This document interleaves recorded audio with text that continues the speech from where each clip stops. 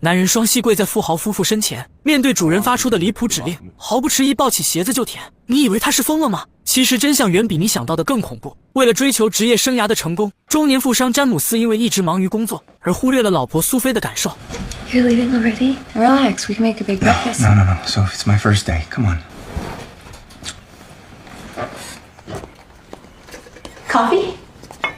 两人尝试了很多办法，如找保姆或朋友陪伴，还是难以解决情感上的问题。长此以往，苏菲开始变得暴躁，经常对着保姆等人哑口无言。Do whatever you want, okay? And I just need to be alone. Hello? Where's everyone? I fired them. Why would you do that? We don't need them. 不想让外人陪伴，又想要得到关心，倍感矛盾之际，詹姆斯听从朋友的建议，带着苏菲来到未来城，准备选购一款新型 AI 机器人。Let's go inside. 他们采用最先进的科研技术，完美将仿生学融入其中，不仅拥有真实的肌肤触感，身体结构也与人类相差无几。最厉害之处在于，他们会无条件执行主人下达的任何旨，包括你想的那种。My robots will do or not do whatever you ask. If my keepers are pleased, I would be fulfilled. And that's what you want? Very much so. 看到女机器人长得如此美丽，苏菲立即就向詹姆斯提出条件，要买一台男性机器人回家，只因她要做家里最漂亮的女人。It's like being jealous of a beautiful painting. It just does, James. It's all the same to me. 詹姆斯拗不过老婆，便让老板展示了一款男性机器人。Like a fine piece of art. Exactly. Henry, please come here. Henry, I want you to kneel in front of James. James, would you mind lifting up your foot? Henry, I want you to lick the bottom of James's shoe. 见识到绝对服从性后，夫妻俩也是花费3000万票子买下一台叫亨利的男性机器人。临走前，老板告诉夫妻俩，要会牢记重要事项，以便适应自己的节奏成长。所以夫妻俩要注意言谈举止，避免一些尴尬的事情发生。次日一早，苏菲从卧室出来，便看见亨利正在准备午餐，还会亲切地问他想吃点什么。刚一开始，苏菲非常不习惯，总感觉命令亨利做事很怪。詹姆斯则耐心开导他，亨利只是一台机器而已，让他做事也是理所应当。Think of him as... That is a ridiculous comparison, James. Is it? I mean, he's so submissive and subservient. Well, do you want me to give him a list of things to do? There's a lot to do around here, and you can't do it all. That's what he's here for. Your breakfast made for you, coffee for James, and didn't want the leftover to go to waste. I'll be working my way through the to-do list as prioritized. Like this. Is this couch important to you? It was.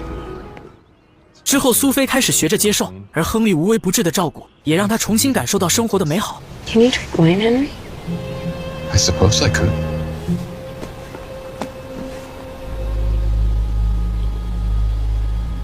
詹姆斯每天上班一走，亨利就承担起陪伴苏菲的责任，两人一起做手工，一起讨论诗篇。凭靠超乎常理的外挂能力，亨利总能在关键点上讲解出自己的观点。苏菲非常享受这种感觉。最让她长面子的是，每当有朋友来家中做客，亨利都会做好满满一桌子饭菜，再引用名言诗歌点缀。苏菲不由产生的自豪感，像极了亲戚过来串门时，非要让你表演一段才艺的爹妈。这天，苏菲洗完澡走出浴室，一转身就看见亨利盯着自己，她被吓了一跳。把亨利赶走后，立即给丈夫打电话告状。詹姆斯听了不以为然，认为亨利只是一台机器，职责就是保护主人的安全，绝不会有冒犯的意思。虽然苏菲很不舒服，但细想之下也确实如此。接下来的一段日子，亨利陪伴苏菲度过了每一个孤独的时光，可能就连苏菲自己都不知道，她对亨利的情感正一点一点发生着改变。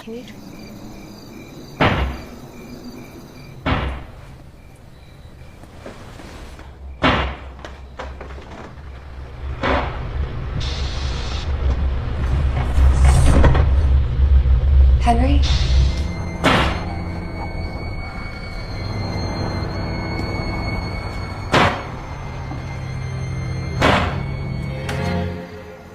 这晚，亨利不知发什么疯，浑身赤裸睡在了外面。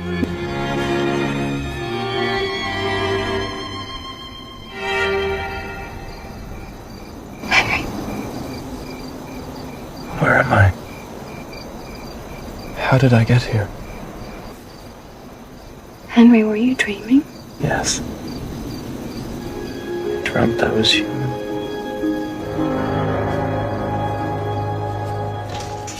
妻俩瞬间猛批：一个机器人怎么可能会做梦？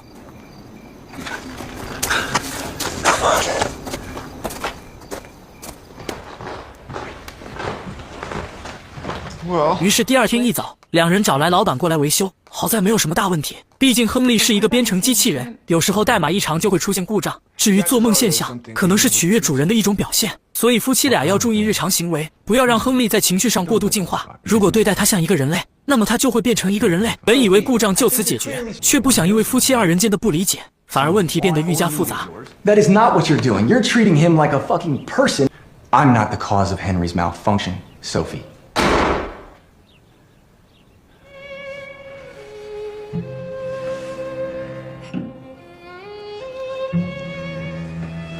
这天，苏菲正在体验按摩，亨利却突然吻了她的后背。离谱的是，苏菲没有拒绝，而是享受着这份快感。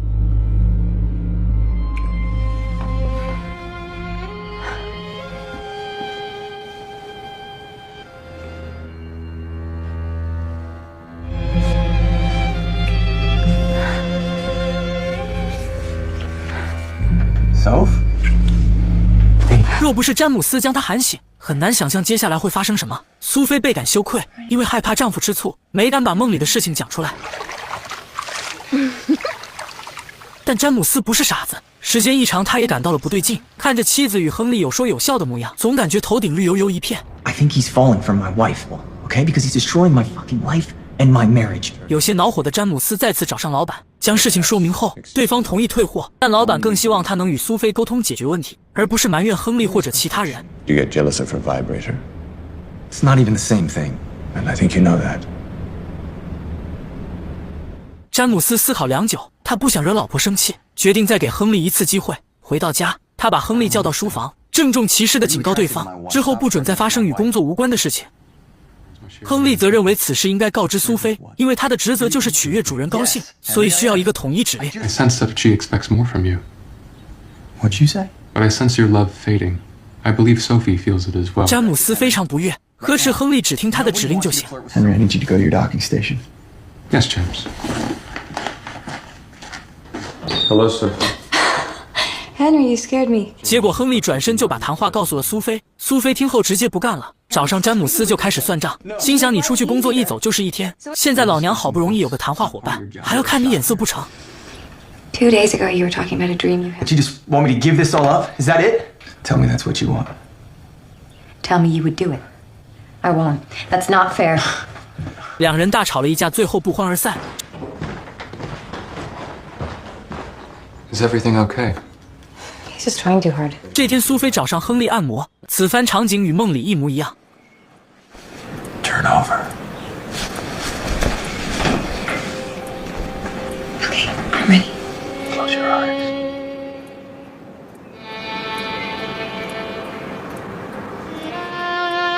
亨利深情地望着她，然后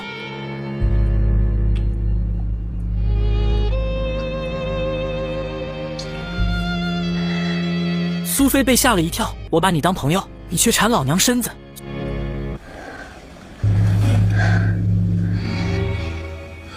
虽然曾因为生理反应，她产生过很多不堪的幻想，但现实中苏菲还是一个很有原则的人。她无法接受亨利的示爱，更不会犯下有被人伦的过错。 Henry, I need you to go to your docking station. Yes, Sophie.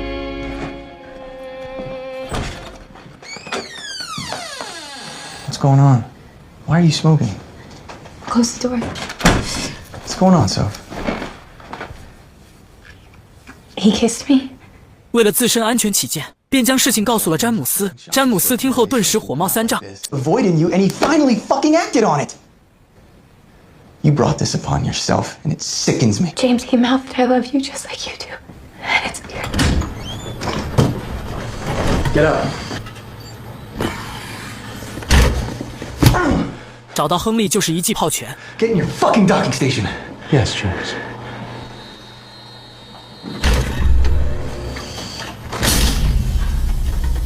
然后又拔掉休眠舱的电源。隔日，詹姆斯给老板打去电话，让他赶紧把亨利弄走。 We have to go to work. Can you please stay and wait till he gets here? I'll call you as soon as I'm free. 趁詹姆斯不在家的功夫，亨利莫名满血复活，询问苏菲是不是要把他淘汰了。他不理解人类为什么这么难以预测，明明都有需求，偏偏还要死鸭子嘴硬。苏菲告诉他这是原则问题，也是人类的美丽之处。 And it's not something that you. People don't do that. We're not throwing you away. Then what are you doing? I think before you do anything, you should talk to James. 亨利也摊牌了，如果隐藏事实就是美丽，那么根据定义，詹姆斯同样是一个伪君子。苏菲不明所以。 Henry, what are you saying? 一番细致询问下，才得知丈夫背叛了自己，只不过出轨对象是亨利。好家伙，这剧情反转比月球爆炸还炸裂。 I have to leave. I need you to power Henry down. Of course.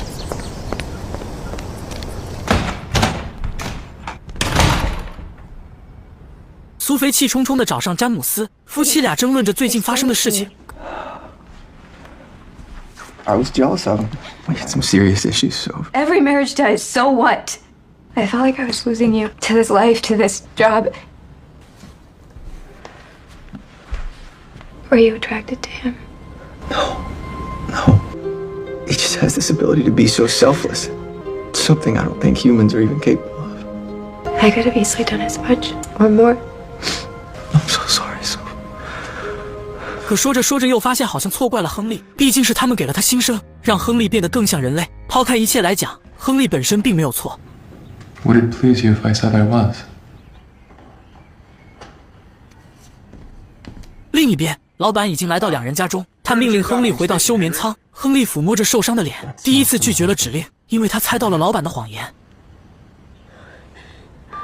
这时，夫妻俩接到紧急电话，是亨利给他们打来的，两人火速赶回家中。 James. James. Yeah.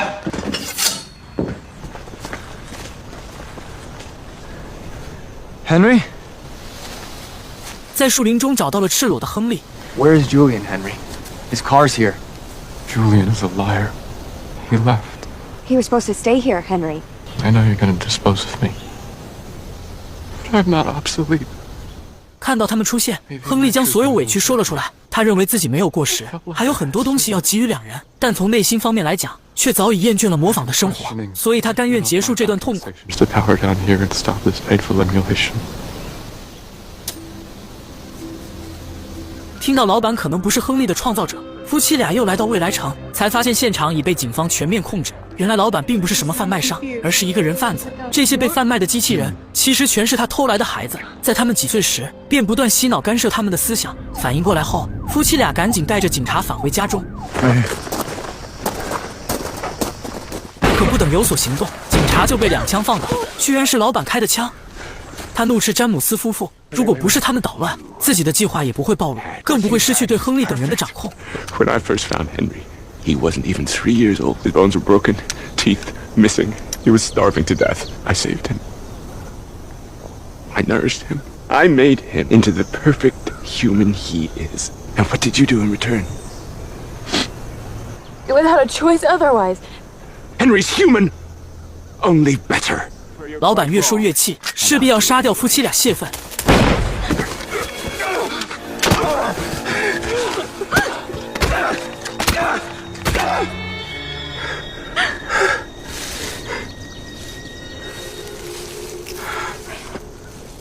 老板终究为贪欲付出了代价。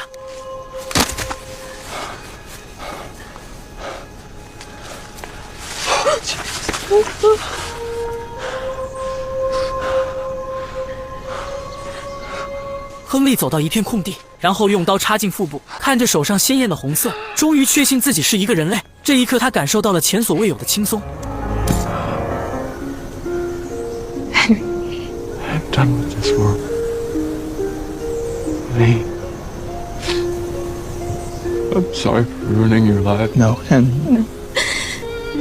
I need you to feel it like the grass on my feet, like the air I breathe. I make you real.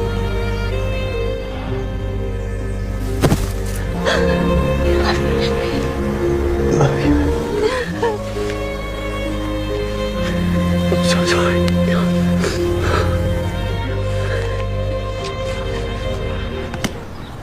转眼来到5年后，詹姆斯和苏菲有了一个孩子，并给取名叫亨利，以此纪念那位逝去的朋友。 You were named after someone very special. Go ahead and play with your new friend before we have to go.